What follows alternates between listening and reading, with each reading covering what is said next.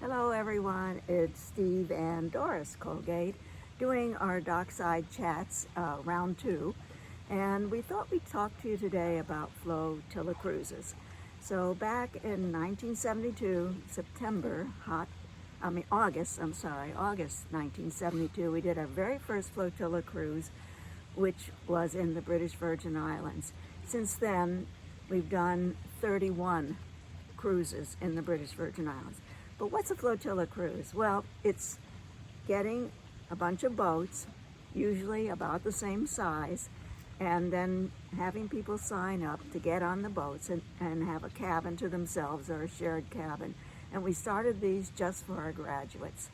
So we want to talk to you today about one of the most memorable, and that was the very first time that we cruised in France on the French Riviera. Oh, well, that was beautiful. Special, right? Yeah, and it was September 1977. So what were the boats that we were on, Steve? Kirk 36s. We had 6 students or six participants on each boat. It was only 36 feet long. It had a little aft cabin, which was like sitting headroom. And you had to stick your head through the hatch, and the guys shaved. Guys shaved standing up to make that happen. So they were small, but they were really cool boats because they had spinnakers. And this was early on when we were bareboating, because in the very beginning in Europe, we had to use captain boats because there were no bare boats, meaning boats that you could take out like you would rent a car. So we did it with these, and we got to France, and we picked up the boats in Gulf Juan, which is near Nice. And when we arrived, here were these boats all lined up, every single one of them with an American flag flying in the rigging, with a bottle of champagne on the table, with all of the food that we'd asked them to get in advance carefully stowed below. We were amazed. Were we not? It was wonderful, yes. And then we all popped open the champagne pretty quickly.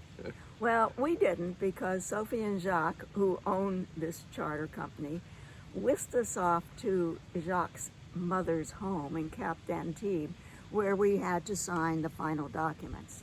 Now, I had been talking to them in French most of the time, writing back and forth in French, because I did live in France when I was younger. And so I thought I knew pretty well my French. But when they finally gave us the contracts, and we'll tell you when that occurred in a moment, they were all in French, and that was kind of interesting for us. So we get to his mother's beautiful little home overlooking a cliff, overlooking the Med. And how did it start, Steve? Well, they had a luncheon out in the courtyard, beautiful luncheon, and they had all their family there. It must have been 20 people, and of course we started off with what, the aperitif? We had an aperitif. I believe it was a wonderful dry sherry. Mm-hmm. And then they sat us down, and on the table were these lovely glasses. They're made in Biot, B-I-O-T, and you can see they have bubbles in them. So first in this glass, we white had wine. White wine. And we enjoyed that first course. Then there was a second course. Well, that was a fish course. Yes, of course. This was the poisson. Yeah. And then there was the viande. Mm-hmm. And this is what they served the red wine in. And to this day, we love to have a little Provence lunch where we would put out the white wine glass and then So of course we bought these in 1977, and they've lasted all that time since. When we first wanted to put them in the dishwasher, I said, oh my God, with all those bubbles, do you think they'll expand and break in the dishwasher? Oh, they were fine. And they were fine. So lunch is over, and they invite us into the living room. How about the Armagnac? And serve us a glass of Armagnac. Okay. We haven't yet signed the contract, folks. Here we are with wine, and then suddenly Armagnac, and then they hand us a contract. Who knows what it actually said? All we know is that we had faith in them and they had faith in us, and we had a most incredible time. And so we went back to the boats. We got everybody all fired up when we went sailing. And this trip was totally amazing because it took us to the hot spots on the Riviera. Sometimes the little islands like Poquirol and Porquerolles, but other times we were in